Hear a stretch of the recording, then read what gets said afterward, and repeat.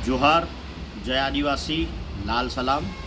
मैं हूं महेन वसावा, गुजरात से। हम 9 अगस्त 2023 के दिन से हम नई news channel my TV news channel Hindi में पूरे भारत देश में आदिवासी न्यूज़ चैनल चालू कर रहे हैं। और अभी 9 अगस्त को राजस्थान, महाराष्ट्र, मध्य प्रदेश और गुजरात के 4 राज्यों में हम शुरुआत कर देंगे। तो आदिवासी भाई बहनों को ये 9 अगस्त विश्व आदिवासी दिन की शुभकामनाएं। हम जो 9 अगस्त विश्व आदिवासी दिन मनाते हैं तो समग्र सृष्टि, समग्र जीव सृष्टि का कल्याण हो, सब अच्छी तरह रहे, तो पर्यावरण का जतन हो, पर्यावरण का नुकसान ना हो, तो ये मैसेज देने के लिए हम ये 9 अगस्त मनाते हैं। और हमने एक वीडियो बनाया है 11 मिनट का, जो मेरी स्पीच के बाद आप देख सकते हो, तो उसको ज़रूर से ध्यान में से देखिएगा। हमारी जो माई टीवी न्यूज़ चैनल हिंदी की जो टीम है, उन्होंने काफ़ी मेहनत से ये बनाया था। ये 11 मिनट का है, लेकिन 1 मिनट में 60 सेकंड आते हैं। तो 60 सेकंड बनाने के लिए हमें कम से कम 1 दिन लगता था। एक सेकंड के पीछे हमें 1 घंटा लगता था। तो ये हमने एडिटिंग करके एक मैसेज देने का प्रयास किया है। ये जो भी वीडियो बनाया है वो हमने डिस्कवरी चैनल और काफ़ी सारी चैनल में देख के बनाया है। ये इसमें काफ़ी सारी भूल भी हो सकती है, लेकिन एक मैसेज दिखाने की बात हमने ट्राई किया है कि विश्व आदिवासी दिन हम क्यों मनाते हैं और क्यों पूरे विश्व में ये दिन मनाते हैं, तो उसकी पूरी जानकारी हमने देने की प्रयास किया है। तो आप ये वीडियो ज़रूर से देखिए। फिर से 9 अगस्त विश्व आदिवासी दिन की शुभकामनाएं। 2023 में हम सब मिलके काफ़ी अच्छी तरह मनाए, ऐसा हमारी न्यूज़ चैनल तरफ से शुभकामना देते हैं। जय आदिवासी, लाल सलाम।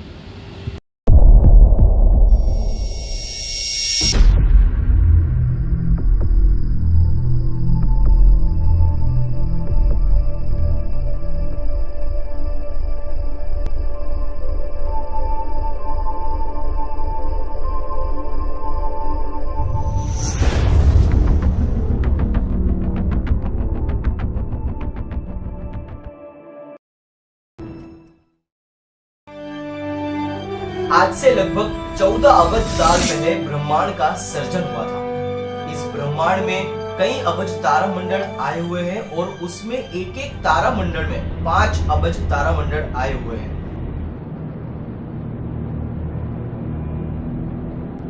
ब्रह्मांड का ऐसा ही एक तारा वो है सूर्य।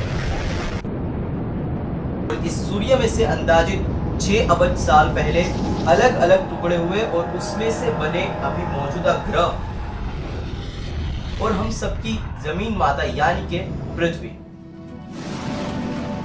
सूर्य में से अलग हुई पृथ्वी पर के अलग अलग वायु और अन्य कई पदार्थों के बीच में हुई कई प्रक्रिया के अंत में पिछले 1.5 अरब साल पहले पृथ्वी ठंडी हुई। पृथ्वी के आसपास पर्यावरण में होने वाले बदलाव के कारण बरसात, समुद्र, पहाड़, नदियों का सर्जन हुआ और लगभग 1.5 अरब साल पहले इस धरती पर सबसे पहले एक कोशी जीव यानी कि अमीबा का सर्जन हुआ। वैज्ञानिक तारणों के मुताबिक कुदरत में हुए बदलाव के सामने अपना अस्तित्व बनाए रखने के लिए सभी जीव अपने शरीर के अंगों में बदलाव करते रहे, या तो बदलाव करने के लिए मजबूर बने रहे। जैसे करोड़ों साल पहले उत्क्रांति के बाद लगभग 60 से 70 लाख साल पहले उष्णकटिबंध इलाकों में मानव सभ्यता का सर्जन हुआ और वो वानरों के रूप से हुआ।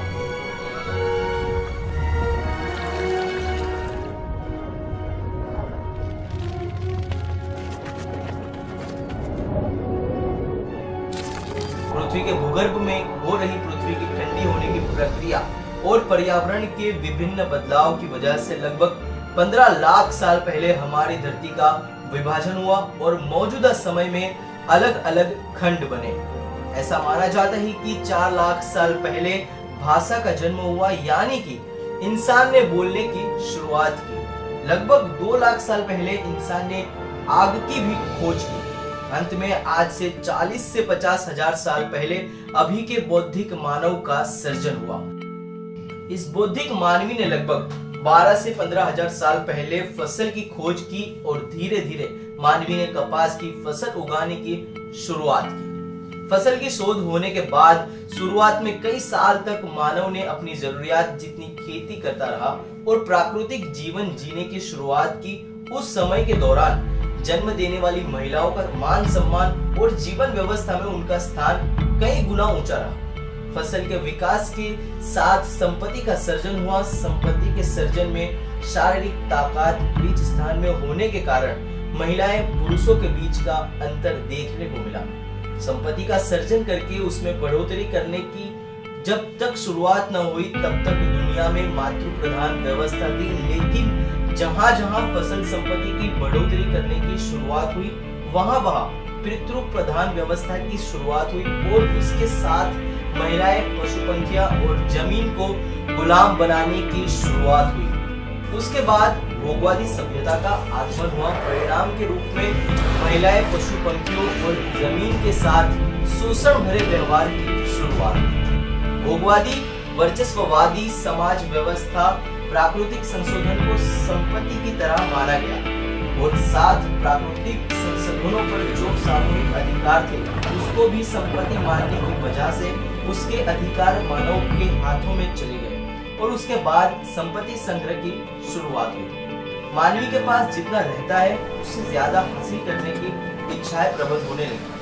उसके साथ ही देश प्रदेश वाले इलाकों में आदिवासी लोग के जो कुदरती खोज को ही अपना सब कुछ और सबका मानकर संग्रहखोरी भोगवादी व्यवस्था को भूलकर प्रकृति के साथ एक होकर जिंदगी जीने लगे और प्राकृतिक संशोधनों पर सबका यानी के सामूहिक हक मानने वाले आदिवासियों और संशोधनों के संघर्ष के इतिहास की शुरुआत हुई।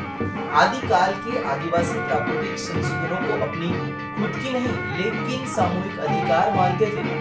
इसलिए ईस्वी सन 1919 से लेकर 1950 के संविधान में भी अनुसूची 5 में देश के पानी, जमीन, खनिज पर आदिवासियों के सामूहिक अधिकार की घोषणा की गई। ऐसे कई संघर्ष जैसे कि अमेरिका के रेड इंडियंस, ऑस्ट्रेलिया के एक एबॉरिजिन्स और भारत देश के आदिवासियों के संघर्ष, ऐसे कई संघर्ष को आज भी लोग भुला नहीं पाए।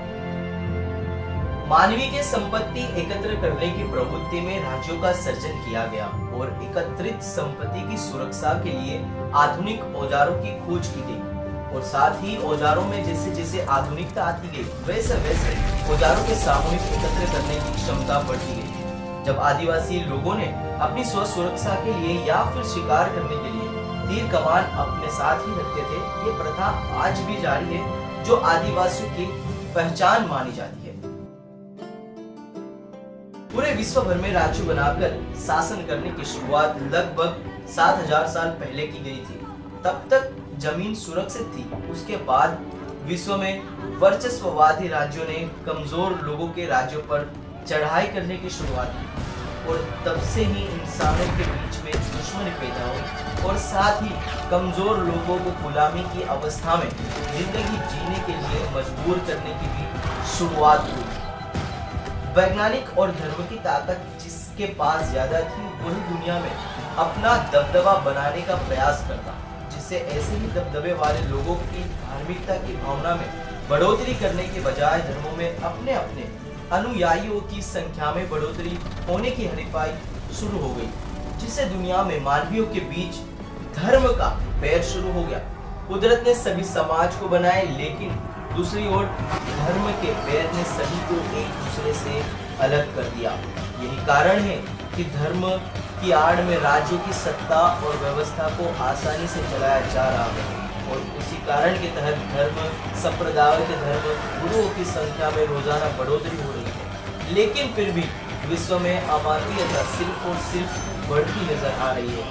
इसलिए आज विश्व के सभी लोगों को ये समझना पड़ेगा कि एक दूसरे के बीच में बैर पैदा करने वाले सभी मुद्दों को समान बनाने वाली प्रकृति कुदरत का इन दोनों दिशाओं में से किस दिशा में जाए, ये एक बड़ा सवाल है जिस पर सभी को सोचना पड़ेगा।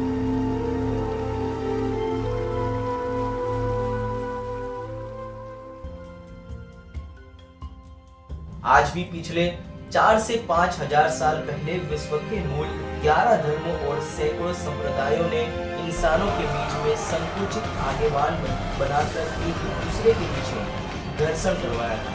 कुछ गिनती के समूहों ने समाज के हित के काम किए, लेकिन इस घर्षण की वजह से पूरे विश्व में आज तक 80 करोड़ से ज्यादा बेगुनाह लोगों ने अपने अनमोल जीवन का त्याग किया।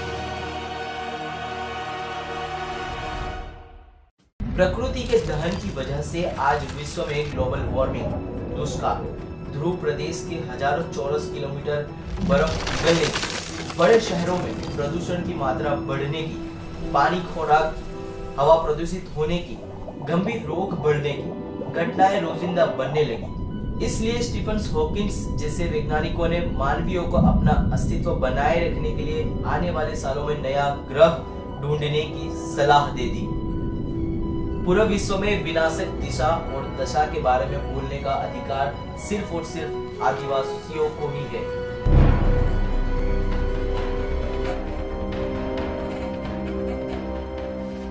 विश्व के सामने मानवीय और सभी जीवों को अपना अस्तित्व बनाए रखने के लिए आदिवासियों ने अपनी जीवन शैली की प्रथा यूएनओ के सामने रखी थी।